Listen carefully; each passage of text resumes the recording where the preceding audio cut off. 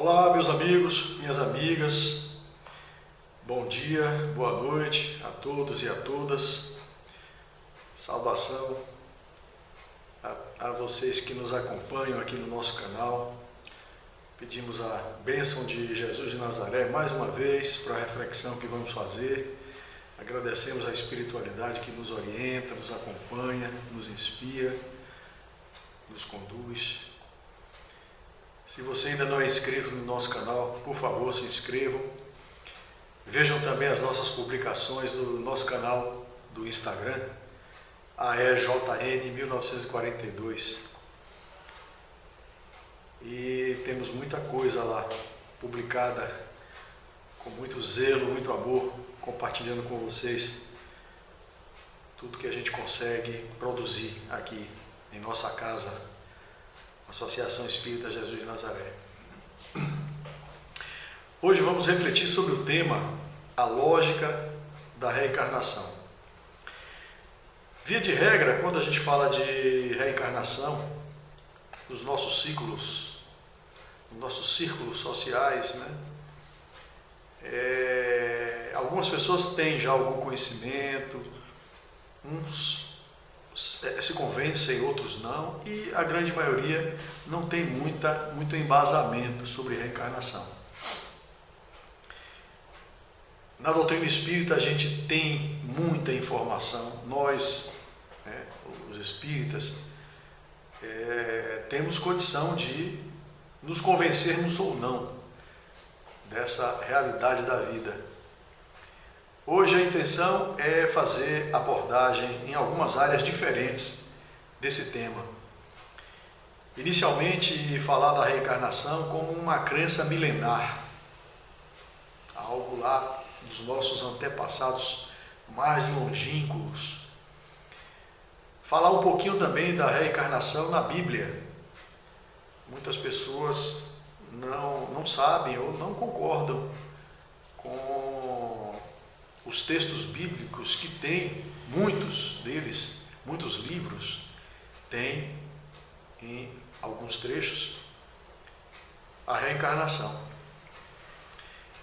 Vamos falar um pouquinho também sobre o raciocínio lógico da reencarnação, Por que eu devo crer na reencarnação?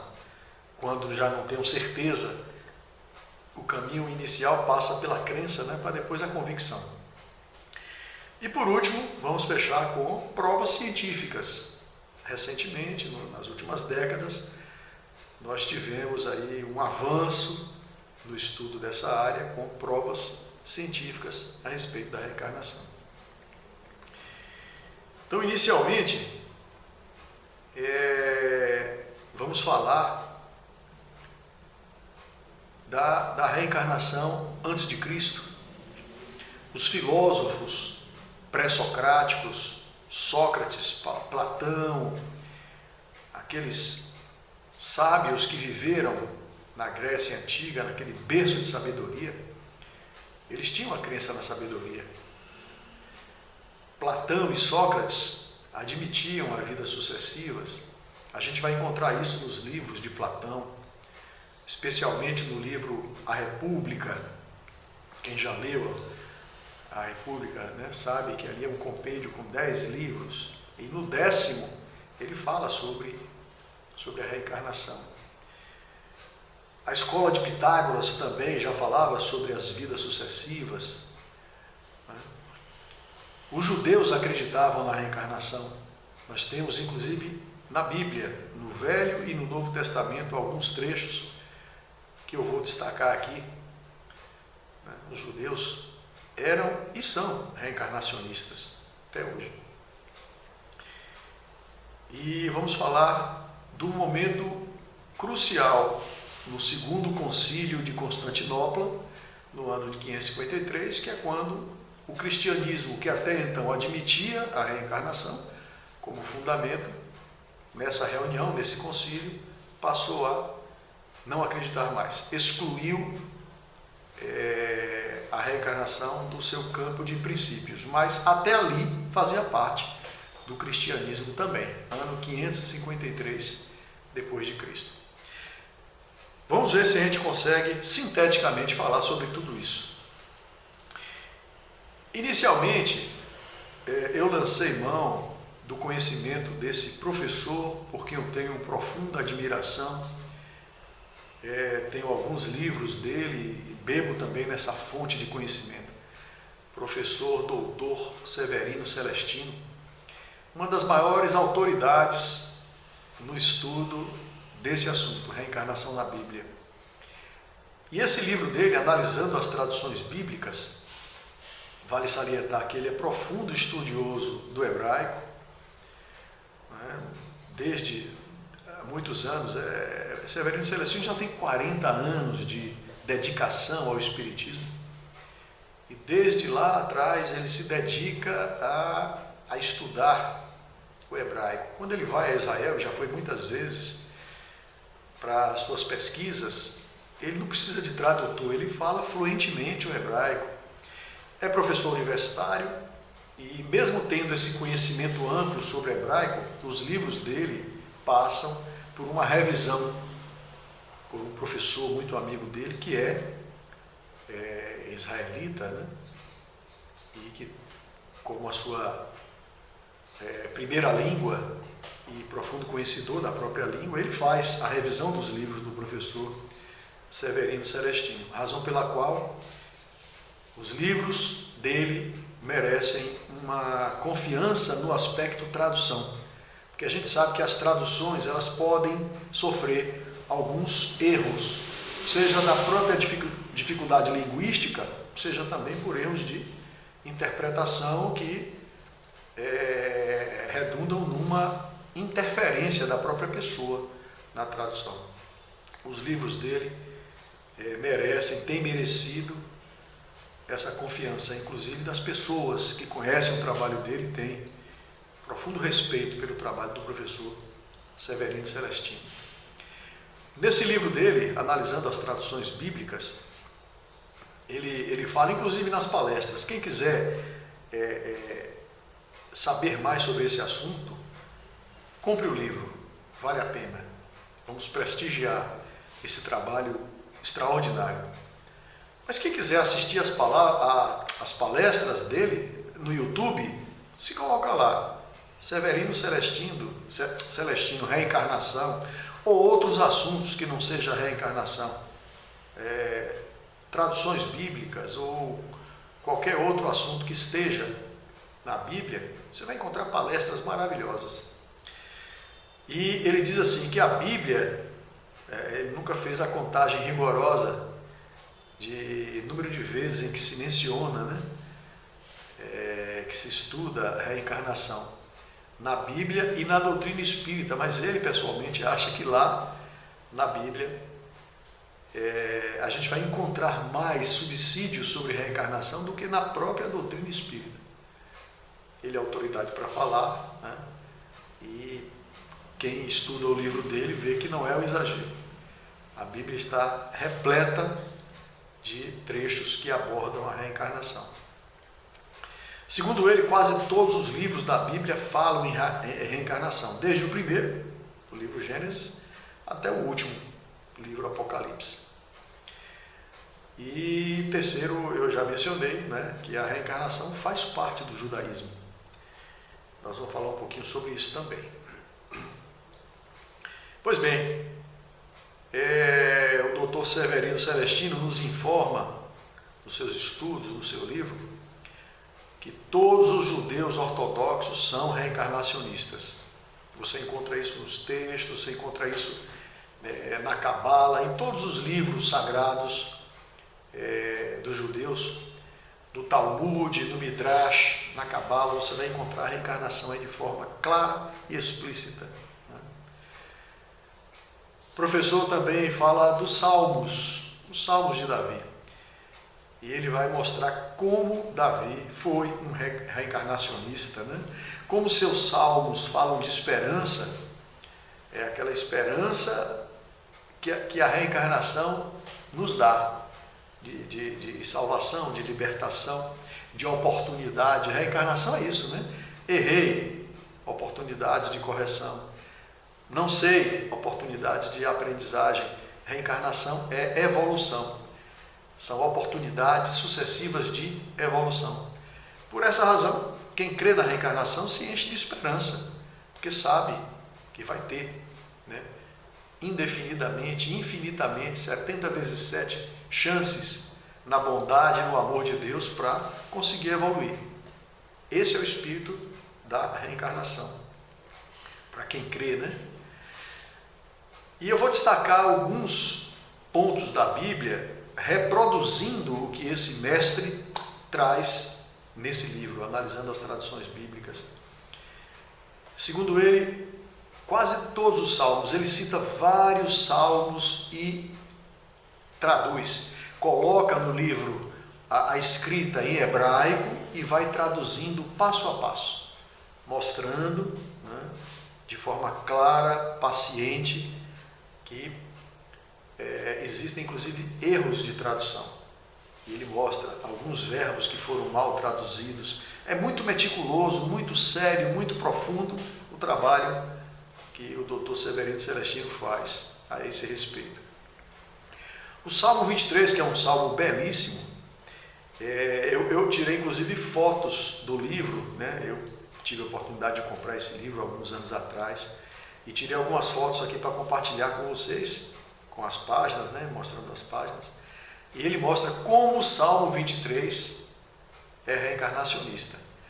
Ele destaca, eu peguei aqui 5 pontos, resumidamente, para mostrar esses aspectos do Salmo 23, e depois eu vou mostrar as fotos do livro, onde ele expõe essa dedução, não, esse estudo, né? Essa conclusão a que ele chega. Primeiro ponto, primeiro destaque: Deus é meu pastor, não me faltará. Há um erro de tradução, porque tradicionalmente se diz: Deus é meu pastor e nada me faltará. Quando se diz nada me faltará, a gente está se referindo a coisas materiais. Só que ele mostra, traduzindo do hebraico, diretamente da fonte, e não traduzindo de um outro idioma. Isso é muito importante. Nós temos muitas Bíblias aqui traduzidas, segundo ele mesmo, eu já falei isso aqui no outro trabalho. No Brasil nós temos aí cerca de 22 traduções de Bíblia, de diversas religiões, de diversas editoras. Ora, 22 editoras traduzindo Bíblia não são iguais. Existem pequenas divergências de uma para outra. Onde é que vai estar o erro? Qual está certa? Ora, nada melhor do que ir diretamente na fonte, na origem, né, lá no original, e fazer a tradução direta do original. É isso que ele faz. E mostra no livro. Ele mostra a foto do original. Olha aqui, a escrita hebraica é essa. Vamos traduzir passo a passo. Esse é o trabalho que ele se propôs a fazer e fez. Então, Deus é meu pastor, não me faltará. Não é nada me faltará, não me faltará. É Deus que não faltará, e não coisas materiais. Segundo destaque, Davi recita esse salmo num momento dificílimo, em que eles estavam fugindo do rei Saul, né, sofrendo a perseguição do rei Saul e seu exército. E num dado momento ele se encontra diante do deserto, e ele entra no deserto para fugir. Então, quando você está no deserto, como ele diz ali, você só tem Deus, não tem mais nada. A incerteza, o medo, a oportunidade da fé, né, da crença em Deus. E é nesse momento, dessa fuga, que Davi, cheio de fé e esperança, ele escreve o Salmo 23. Diz ele também, terceiro destaque: todos os verbos desse salmo estão no futuro, prevendo as coisas que virão, sustentado na fé, tal como em verdes pastagens me fará descansar, né? Esse trecho dentro do salmo. E mais na frente: para as águas tranquilas me conduzirá, fazendo minha alma retornar. É assim que está lá no original, né? Para águas tranquilas me conduzirá, fazendo minha alma retornar. O que significa? Significa voltar pela água da vida, reencarnar através de uma nova encarnação, através de um novo útero, do líquido amniótico. Nova vida nesse sentido, reencarnação. E conclui o salmo dizendo: certamente que a bondade e benevolência me seguirão todos os dias das minhas vidas. Esse é um detalhe interessantíssimo. Nunca tinha ouvido falar, mas ele mostra o verbo nesse trecho aí em hebraico não está no singular, está no plural, não é? Todos os dias das minhas vidas, e não da minha vida como tradicionalmente traduzem. Feitas essas e outras, aqui eu coloquei só alguns destaques, algumas observações. Lá no livro são muitas páginas de análise, passo a passo, detalhe a detalhe, a respeito do Salmo 23, que traz em si essa mensagem da reencarnação. Então eu compartilho com vocês aqui, a página 116 e 117, veja do lado esquerdo, o Salmo 23 na Bíblia de Jerusalém, que muitas pessoas consideram que é aquela mais fidedigna à tradução, né? Que contém menos erros, digamos assim, que contém menos equívocos de tradução quando se compara com o trecho original em hebraico. Então, do lado esquerdo, circulado em azul, a tradução na Bíblia de Jerusalém, em português. Do lado direito, isso aí é o texto original. Isso aí é uma foto do trecho original, escrito em hebraico. Quem sabe hebraico vai poder comparar, traduzir, conferir se ele realmente não está correto. Então ele publica um livro e coloca a tradução da Bíblia de Jerusalém, o original, e na sequência, são muitas páginas, eu não coloquei todas, mas coloquei essa, a página seguinte, né? 118 e 119, só para você ter uma ideia, quem ainda não leu, né, esse trecho lá do livro, para se ter uma ideia como o estudo é feito de forma criteriosa, meticulosa, detalhada, detalhista, né, séria, até chegar ao texto final, né? Aqui página 118 e 119, eu avancei aqui para a página 123, onde ele finalmente coloca o trecho completo. Aí sim, a tradução feita com esse estudo detalhado diretamente do hebraico para o português, e é esse texto final que se obtém. E nesse texto a gente consegue ver realmente que contém a mensagem da reencarnação no Salmo 23. Vale a pena, quem não leu, quem não tem o livro, vale a pena conferir. Quem se interessa por esse assunto não pode ficar sem esse livro, analisando as traduções bíblicas do nosso mestre, professor Severino Celestino. Existem muitos, o livro é cheio de destaques de livros, trechos de livros, desde o Gênesis até Apocalipse. Ele pega e mostra, analisa. Eu peguei alguns, né? Apenas alguns, em virtude do nosso tempo. Malaquias, capítulo 3 de Malaquias, livro 3 de Malaquias. Tem lá escrito: eis que eu enviarei o meu mensageiro, o Elias, que preparará o caminho adiante de mim. Malaquias é o médium recebendo a mensagem de Jesus. Então, por isso que está na primeira pessoa. Que preparará o caminho adiante de mim, e virá o seu tempo, e virá o seu templo, o Senhor, a quem vós buscais. Então, nesse trecho aí, a explicação no retângulo de baixo. Malaquias viveu, repare, Malaquias viveu em torno do ano 516. 516 até 400 e alguma coisa é a época de Malaquias. Nós sabemos, Malaquias foi o último dos profetas. Depois dele não teve mais nenhum profeta, antes de João, né?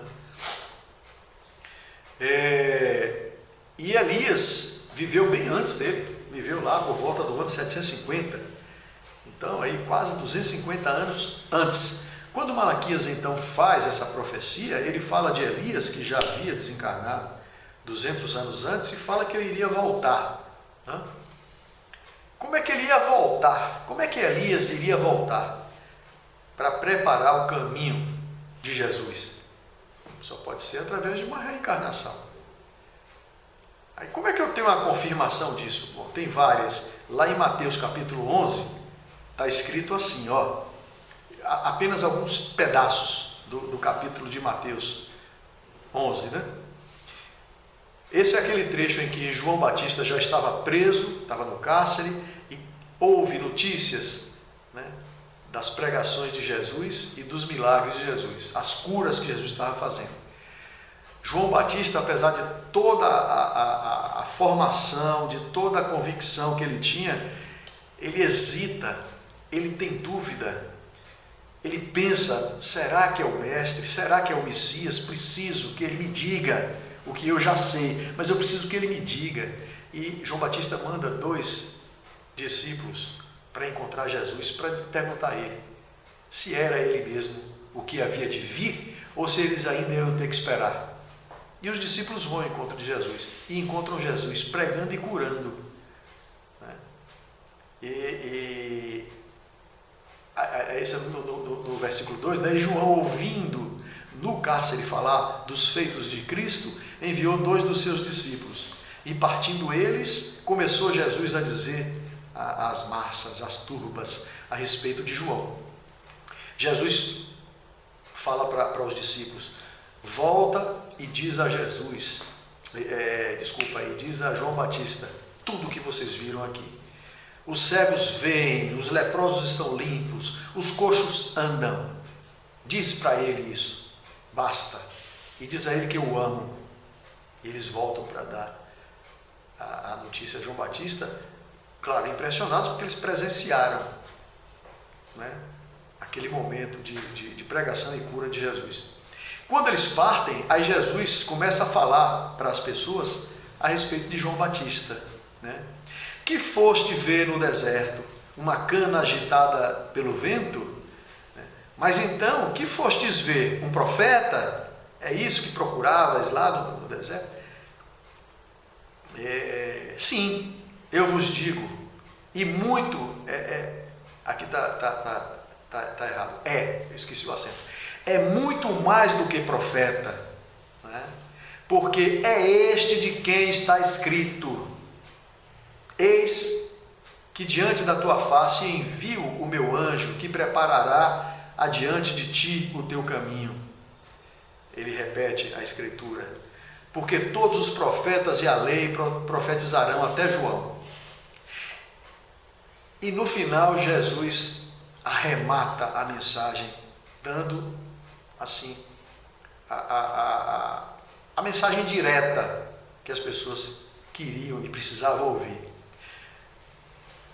E se quereis dar crédito, traduzindo, se vocês querem saber, é este o Elias que havia de vir. Sem rodeios. Vocês querem saber? É este o Elias anunciado nas profecias. É este o Elias que havia de vir. Quem tem ouvidos para ouvir, ouça. Gente, está claro. Não tem dedução. Está claro. Está escrito assim, né? Quem ainda não viu, não prestou atenção, vai lá, Mateus capítulo 11. Isso tudo eu estou tirando do livro do nosso querido professor Severino Celestino. Claro, né? E finaliza assim, olha, acredite se quiser, é de cada um. Quem tem ouvidos de ouvir, que ouça. Então está aí, Malaquias 3 e Mateus 11. Vamos adiante, Mateus 16, né?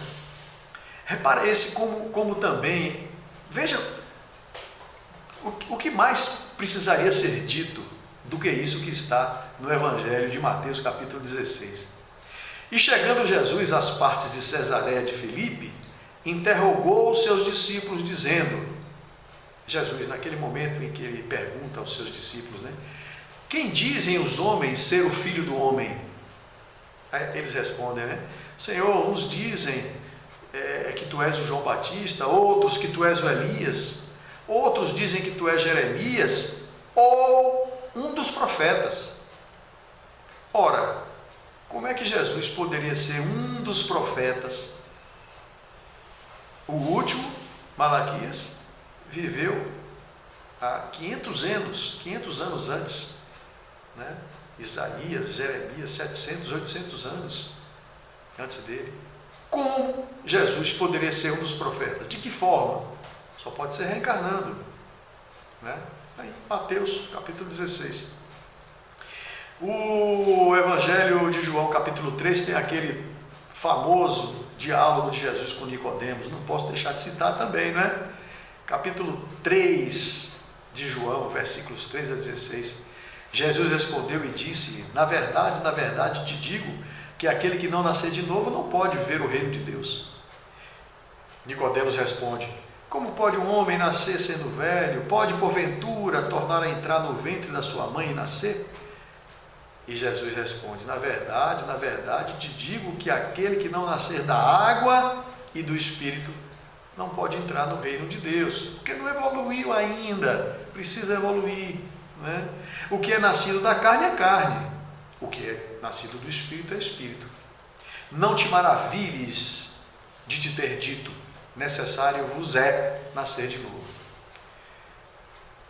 Na sequência, Nicodemos vai insistir: como é que eu posso entrar de novo na barriga da minha mãe e tal?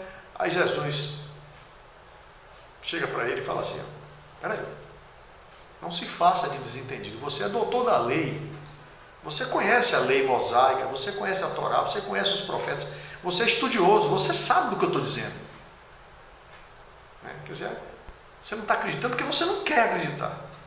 Há alguma barreira em você para você não admitir essa verdade.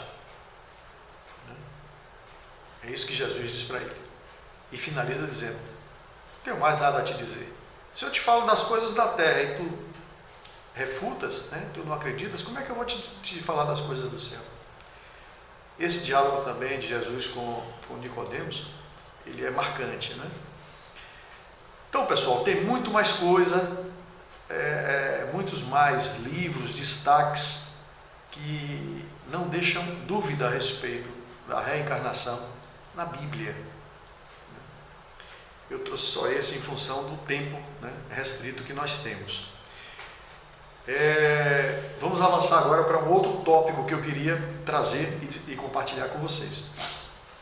Os filósofos, todos, né, todos é exagero, a grande parte dos filósofos tinham a crença na reencarnação, né? A escola de Pitágoras, como eu falei antes, a escola de Pitágoras e principalmente Aristóteles, Platão, Sócrates, reencarnacionistas.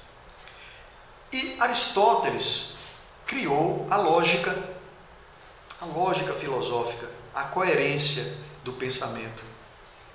Nós que passamos pelo ensino médio, estudamos um tópico lá em matemática, né? Lógica matemática, vocês se lembram? Tem boas recordações da lógica matemática? Aquelas tabelinhas de verdadeiro ou falso, aquilo ali é uma síntese do pensamento de Aristóteles no que diz respeito à coerência das deduções. Então, muitas vezes a gente usa esse raciocínio lógico para chegar a conclusões confiáveis, que tenham embasamento, que tenham coerência. Então, por que usar a lógica? Porque poucas pessoas sabem argumentar que alguma coisa é lógica ou ilógica, com embasamento, claro, né? A lógica é a única ferramenta que pode nos orientar em direção à verdade, ou o mais próximo possível dela. Sem a lógica, ficamos reféns dos donos da verdade, né? Dos donos, né? Os instituidores de dogmas absolutos, que não podem jamais ser questionados. Não foi assim ao longo dos séculos? Ninguém podia questionar, ninguém podia duvidar, ninguém podia desobedecer. Quantas vezes se matou em nome desses dogmas, dessas verdades? Então, a lógica, ela é uma ferramenta poderosa para destruir essas imposições destituídas de coerência. Como é que é, em linhas gerais, muito resumidamente, essa lógica de Aristóteles, né? Então, a lógica tem origem na palavra grega logos, que significa razão, argumentação ou fala. A ideia de falar e argumentar pressupõe que o que está sendo dito possui um sentido para aquele que ouve. Então, é a busca da coerência, da sustentação. de uma afirmação. A lógica aristotélica tem 3 princípios. Então, são os princípios lógicos. Primeiro é o princípio da identidade, né? Significa que uma coisa ela só tem um valor lógico, né? Ou ela é verdadeira ou ela é falsa. Uma afirmação, ou ela é verdadeira ou ela é falsa. O princípio 2, o segundo princípio, da não contradição. Significa que se você já chegou ao valor lógico de uma afirmação de que ela é verdadeira, ela será verdadeira sempre. Não há possibilidade de circunstancialmente ela passar a ser falsa. É verdadeira, chegou à conclusão que é verdadeira, não contradição, ela vai ser verdadeira. Sempre, né? E o terceiro princípio, o princípio do terceiro excluído, é que não existe o mais ou menos. Não existe o veja bem, não. São 2 valores lógicos. Tem uma afirmativa, ela só tem 2 valores lógicos possíveis. Ou ela é verdadeira ou ela é falsa. Não existe um terceiro, né? Usando esses princípios lógicos, a gente vai chegar naquilo que se chama silogismo. O que é silogismo? É a dedução lógica, né? É o raciocínio lógico dedutivo. A partir de 2 afirmações consideradas como verdadeiras, você pode deduzir com embasamento, né? Com segurança de que uma terceira afirmação é verdadeira também por dedução, apoiada em 2 anteriores, que por serem, né, passadas pelo crivo da lógica, são chamadas de premissas, verdades aceitas, né, sem nenhuma dúvida. E aqui um exemplo bem simplesinho, né? Primeira premissa, né? Por que premissa? Porque ela vai ser aceita como verdade. Todo homem é mortal. Alguém tem dúvida de que todo homem é mortal? Não. Alguma possibilidade de um homem não ser mortal? Não. Então eu posso dizer que essa afirmativa é verdadeira? Sim. Circunstancialmente ela pode ser falsa? Não. Então, a primeira premissa está formada. A primeira é verdadeira. Segunda, Aristóteles é homem, né? Alguma possibilidade, né? Em se tratando de gênero, claro. Alguma possibilidade de Aristóteles ser mulher, ainda que circunstancialmente? Não. Aristóteles é homem. Pronto, eu tenho 2 premissas. Com base nessas 2 premissas, eu posso chegar a um valor lógico, verdadeiro ou falso, de uma terceira, apoiada nas 2 anteriores. Aristóteles é mortal? Sim. Por quê? Bom, porque todo homem é mortal e ele é homem, então eu posso dizer que Aristóteles é mortal. Eu posso usar essa regra básica, simples, para um conjunto enorme de situações, né, que a filosofia nos possibilita. Vamos ver como é que ficaria o uso da lógica aristotélica para o caso da reencarnação. Vejamos, tudo muito simples, exemplos muito simples. Eu quero analisar a expressão Deus é justo para classificá-la como premissa. Primeira premissa. Deus é justo? Vamos ver se eu posso considerar Deus é justo como verdade. Deus é perfeito? Aí nós vamos para os atributos, né? Pelo menos no meio dos crentes, as pessoas que creem em Deus, né? Os monoteístas, os cristãos especialmente, é para esse público que a gente vai, nesse público que a gente vai aplicar essa pesquisa, esse questionário aí, né? Deus é perfeito? Sim. Possui todas as virtudes? Sim.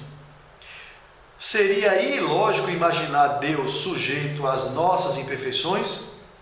Sim, seria ilógico. Por quê? Porque Ele é perfeito, possui todas as virtudes. Portanto, por um silogismo, se Deus é perfeito é justo, né? Se Deus é perfeito, Ele tem todos os atributos da perfeição, então Ele é justo. Então qual é a resposta? Sim, a resposta é sim. Deus é justo. Tenho a minha primeira premissa. Segunda premissa: seria justo impor um sofrimento a alguém sem que este tenha merecido tal sofrimento? Né? Se alguém não merece sofrer e sofre, temos aí um exemplo de justiça. Onde reside a justiça? Em alguém sofrer sem merecer. Tal ação vai de encontro ao próprio conceito de justiça. Então a resposta para esse caso aí é não. O valor lógico dessa sentença é não. Não seria justo impor sofrimento a alguém sem que esse tenha merecido, sem que esse tenha feito nada para merecer esse sofrimento. Então, nessa segunda premissa, não é justo impor sofrimento a um inocente. Pronto. De posse dessas duas premissas, eu faço conclusões lógicas, coerentes, né? A minha conclusão é essa: Deus não pode ser justo e cometer injustiças ao mesmo tempo. Se existisse apenas uma vida, olha aí, só a reencarnação me possibilita o ajuste daquelas duas premissas. Se existisse apenas uma vida, então Deus estaria impondo a alguns desde o nascimento sofrimentos terríveis, sem que os mesmos tenham merecido. Deus assim estaria sendo injusto. Pronto, a nossa conclusão então é essa. Se a causa do sofrimento não está nessa existência, só pode estar numa existência anterior. Por que a gente pegou essas premissas, né, focando no problema do sofrimento, né, e estendendo o sofrimento, interconectando a causa e a consequência do sofrimento para uma encarnação e outra? Porque nós temos diversos exemplos, né, no nosso dia a dia. Eu vou mostrar os exemplos já já, mas antes, uma passagem aí rápida pelo Livro dos Espíritos. Na questão 132, tem várias questões no livro dos Espíritos falando sobre reencarnação. Mas a questão 132 ela é importante porque ela nos diz o seguinte: Deus impõe a encarnação com o fim de levar os espíritos à perfeição. Para uns é uma expiação, para outros é uma missão. Mas para chegar a essa perfeição, eles devem sofrer as vicissitudes da existência corpórea. Todos os nossos erros cometidos são passíveis de correção. Nem sempre é possível corrigir numa mesma existência. Eu vou ter outra, e outra, e outra, e outra. Correção de erros. Não só isso, correção de erros. Oportunidade de aprendizado. Escola. Aprender os mistérios do universo. Né? Espíritas instruí-vos, né? Conhecereis a verdade vos libertará. Dá para aprender tudo na encarnação. A gente passa uma encarnação e aprende quase nada. Então eu preciso de muitas encarnações para aprender tanta coisa que me espera, tanto conhecimento que me espera. Nós temos na literatura espírita muitos livros excelentes sobre esse tema. E o livro de Leon Denis, o livro O Problema do Ser, do Destino e da Dor, tem lá o capítulo 13, mas não só o capítulo 13, gente. Começa no 13. 13, 14, 15, 16, 17. São 5 capítulos falando de vidas sucessivas. São quase 190 páginas de conteúdo, rico conteúdo, falando da lógica da reencarnação. É muita coisa. Quem tem esse livro já viu, já passou por lá, já sabe. Quem não tem e quiser também adquirir, vale a pena. Então já adquire lá o livro do professor Severino Celestino, né, analisando as tradições bíblicas. Adquire também o Problema do Ser, do Destino e da Dor. Você vai ter material para ler aí, vai se satisfazer de tanto esclarecimento a respeito desse tema. E Leon Denis fala, né, dentre outras coisas, de onde vêm os jovens prodígios?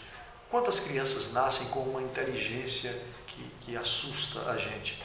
Aquilo é de graça? É o que? Uma varinha de condão que dá para ele gratuitamente? Onde estaria a justiça disso? Não, aquilo ali é fruto de esforço, de aprendizagem em encarnações anteriores, né? Quantos músicos, pintores, poetas, todos aqueles que desde a meninice mostram disposições extraordinárias para as artes ou para as ciências, ao passo que tantos outros ficam na mediocridade toda a vida. apesar de um labor insano. É merecimento, né? A cada um será dado conforme o seu trabalho, o seu esforço, o seu merecimento. Leon Denis fala brilhantemente isso aí em 5 capítulos, Vidas Sucessivas. Começa no capítulo 13. E aqui alguns exemplos assim, só para ilustrar, né? O que faz com que uma criança, né, já nasça defeituosa, né, ou doente, e outras tão saudáveis. Qual é o critério para que uma tenha o benefício e o outro tenha a dificuldade, né? A origem disso tudo, como disse lá, o estudo da lógica, a causa só pode estar em existências anteriores, ou então Deus estaria sendo injusto, né? O outro exemplo, como explicar o caso de pessoas que, mesmo tendo sido boas durante toda a sua vida, são surpreendidas com doenças terríveis ou ainda são vítimas de terríveis acidentes, né? A mesma resposta. A gente não tem explicação plausível dentro, muitas vezes, na maioria das vezes. Algumas sim, a grande maioria não. Na mesma existência, né? Tem muitas coisas que a gente não sabe explicar dentro dessa existência. A causa é anterior, né? Outro questionamento, né? Por que famílias, uma foto que mostra, né, sugere uma família feliz, com recursos materiais, né? Nascem famílias estruturadas, que pode dar aos filhos educação e pode facilitar oportunidades de conhecimento, de emprego, enfim, condições de aprendizagem e de vida dentro de um certo conforto. Outros não, nascem em famílias desestruturadas, no meio da extrema miséria, sem nenhum tipo de referencial moral, às vezes vítimas, desde cedo, da violência e todos os tipos de mazela. Qual o critério? Qual o critério para que um nasça num estado e outro nasça no outro, tão oposto? Deus é justo? Olha lá, vamos voltar lá nas premissas. Deus é justo? Deus é amor? Qual é o critério então? Só pode ser consequência, só pode ser lei de causa e efeito. Eu só posso encontrar a origem disso, a causa disso, em existências anteriores. Só assim a gente explica, sem ferir, sem confrontar a lei de justiça e de amor de Deus, né? O último questionamento. Alguns dizem que sofremos devido ao que os nossos pais ou antepassados fizeram. Existia essa doutrina, né, de que as gerações futuras vão pagar. Isso está na Bíblia, inclusive, né, que a quarta geração, a geração futura vai responder, e a gente entende erradamente. Porque, o que seria essa geração futura? Seria eu mesmo, porque, via de regra, eu posso encarnar na mesma descendência. Eu posso, no futuro, né, eu vou reencarnar e meu bisavô, trisavô, sou eu mesmo, porque eu vou reencarnar lá na frente. Então sou eu que estou lá na frente. Então o descendente não é outra pessoa que vai pagar pelo meu erro, sou eu mesmo. Desde que nessa circunstância de que eu me encontro nessa linha sucessória, reencarnando no próprio tronco familiar, né, do qual eu faço parte, né? Então teria sentido alguém pagar pelo que outra pessoa fez? Não. Com a compreensão da reencarnação, lá na frente, lá numa descendência, lá adiante, sou eu mesmo que vou responder pelos meus erros. Aí faz sentido, né? Aí tem lógica diante do princípio de bondade, justiça e amor de Deus. Esses são alguns questionamentos, né, para a gente fazer essa correlação com a lógica, com o espírito crítico que Kardec fez tão bem na sua obra. Aqui, já partindo para a nossa finalização, pessoal, alguns livros maravilhosos que vêm arrematar o assunto reencarnação. Vou citar só um deles, porque a gente não tem tempo para falar de todos. Esse aqui é emblemático, né? A série de 13 livros que Chico Xavier psicografou, de André Luiz. No terceiro livro, Missionários da Luz, tem um capítulo 13. Esse capítulo é longo, ele tem aí 60 e tantas páginas, 65, 66 páginas, falando com riqueza de detalhes sobre reencarnação. A reencarnação de Segismundo, quem já leu o livro sabe, quem não leu, por favor, bota mais um na lista aí, né? O livro Nosso Lar foi lido já por milhões de pessoas, é um dos livros assim de maior alcance dentre as pessoas espíritas e curiosos. Pois bem, quem já tem Nosso Lar, o segundo livro é Mensageiros, né, os Mensageiros, o terceiro Missionários da Luz. Adquire, vale a pena, vamos estudar. No capítulo 13, todo dedicado à reencarnação. Em linhas gerais, esse capítulo vai dizer o seguinte, ele vai descrever a sublimidade que é a reencarnação de um espírito a partir da obra-prima que é a fecundação. É o olhar sobre a fecundação de um ponto mais sublime, não apenas do ato, né? O ato sexual em si, para os espíritos superiores aquilo é uma coisa mecânica, que não tem o sentido, o apelo que a gente ainda está subordinado, né? Esse campo de emoção para espírito superior já não existe. O que se enxerga ali é a sublimidade da fecundação. É focalizada a questão das fecundações físicas, que a gente já conhece, e também das fecundações psíquicas. Olha só que detalhe impressionante, né? Fecundações psíquicas. Aquela nascendo das uniões físicas, né, que a gente conhece, no domínio das formas, e esta, a fecundação psíquica, das uniões espirituais nos resplandecentes domínios da alma. É uma forma elevada de falar de fecundação, de reencarnação. Somos informados que o corpo perispiritual, que dá forma aos elementos celulares, está fortemente radicado no sangue. Gente, é muita informação preciosa que tem nesse capítulo. Tem que ir lá. Quem não conhece, tem que ir lá, né? Para consolidar, fortalecer todas essas informações. E aqui o último tópico. Nas últimas décadas, a gente teve aí brilhantes cientistas nos enriquecendo com provas da reencarnação. Não mais usando a lógica aristotélica, não mais lendo os originais da Bíblia para ver que lá nós temos trechos falando de reencarnação, né? Não mais acreditando nas obras mediúnicas que nos esclarecem a respeito da reencarnação. Agora não, agora é pelo método científico aqui da Terra. Como é que eu posso encontrar evidências científicas da reencarnação? Vamos começar aí pelo professor Banerjee, Mendra Nath Banerjee, né? Nasceu na Índia em 1929, desencarnou em 1985. Foi um dos mais destacados pesquisadores sobre reencarnação. Neste livro, né, eu não coloquei o livro aí, mas o livro que ele publicou sobre reencarnação descreve os seus achados em mais de 1.100 casos estudados, não apenas na Índia, mas em diversos países, inclusive nos Estados Unidos, onde existe, né, resistência a esse tema, principalmente no meio científico. Então, como o Dr. Banerjee, ele tinha doutorado, ele tinha prestígio, né, tinha credibilidade, ele chamou a atenção do mundo, porque são casos de prova da reencarnação. Como assim? Pessoas que descreviam nomes, fatos, lugares de encarnação anterior que eram anotados e eram averiguados, e tudo 100% correto. Nomes de pessoas, situações, ambientes, descrição de ambientes, registros documentais, tudo. Esses 1.100 casos, não tem um que seja especulativo, todos com provas documentais.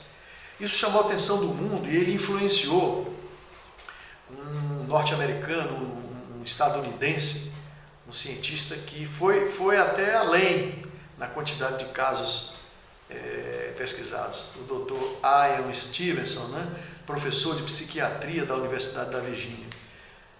Ele foi tão fortemente influenciado pelo Dr. Banerjee que ele estudou 2.600 casos de reencarnação. Predominantemente crianças de 2 a 4 anos, porque nós sabemos que quando a gente nasce numa encarnação, ainda ficam reminiscências das existências anteriores, do nosso passado, e eles vão só se apagando da mente visível, vão sendo guardados mais intimamente no inconsciente, né? Vão adormecendo até os 7 anos de idade. É por isso que se diz que a encarnação só se conclui aos 7 anos de idade, porque até os 7 anos você se lembra de muita coisa. Então tem muitas crianças que lembram, que veem coisas e assustam às vezes os pais. É porque as lembranças, né, ainda estão latentes. E o Dr. Ian Stevenson fez pesquisa com crianças de 2 a 4 anos, né, que tinham lembranças de vidas anteriores. E ele foi atrás da comprovação. O que se publica no livro, em ciência, a gente sabe, não tem, eu acho, deve ser, não. A ciência trabalha com instrumento de comprovação, a gente sabe disso. Então, esses 2.600 casos estudados por ele, todos comprovados. Publicou vários livros a respeito desse assunto, né? E aí as pessoas incrédulas ficam, né, realmente assustadas, porque é uma prova científica, não é mais eu acho, eu penso, eu creio, não. São provas científicas da reencarnação. E aqui no Brasil nós tivemos nosso querido professor Hernani Guimarães Andrade, que publicou diversos livros sobre várias áreas, né? Aqui na Associação Espírita Jesus de Nazaré, um dos grupos de estudos, esse ano, nossa querida irmã Cida Vasconcelos está desenvolvendo um trabalho sobre um dos livros do professor Hernani Guimarães Andrade. E essa foto de 1972 é o momento em que ele, né, aí à direita, com a mecha grisalha aí, né, do lado direito, ele encontra com o professor Ian Stevenson do lado esquerdo, né, é uma foto do encontro dos dois. E o professor Hernani Guimarães Andrade também se dedicou à pesquisa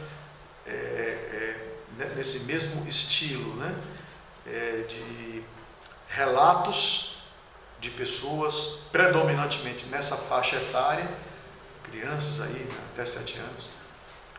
Existem pessoas na fase adulta que têm reminiscências também. Isso também é possível. Não é o caso geral, mas é possível. E ele fez muitas pesquisas no Brasil e estudou 80 casos aqui no Brasil. Todos com essa comprovação. Endereços, fatos, registros documentais, descrição de ambientes, tudo rigorosamente confirmado através da pesquisa. Juntando então todas essas peças, a gente tem material farto para o nosso convencimento, né, de que a reencarnação não é algo assim que eu acredito por um direito de crer, subsidiada por todos esses elementos que eu trouxe para compartilhar com vocês. E graças à bondade de Deus, eu sei que ao desencarnar, tudo que ficou faltando fazer, tudo que ficou faltando aprender, né, os erros que cometi, como corrigir, eu sei. Né, nascido em berço espírita, tive essa chance de ouvir do meu avô, do meu pai, esses relatos que me ajudaram a ver lógica, coerência da reencarnação e me dar fé e esperança de que Deus, no seu infinito amor, na sua infinita bondade, na sua infinita justiça, nos dá tantas encarnações quantas a gente precisar para evoluir e chegar lá no paraíso, no sistema onde Ele nos aguarda. Espero que a gente tenha tido uma boa reflexão. Desejo a todos muita paz, muito bom ânimo para o estudo, para que a gente possa cada vez mais conhecer essas verdades que haverão de nos libertar.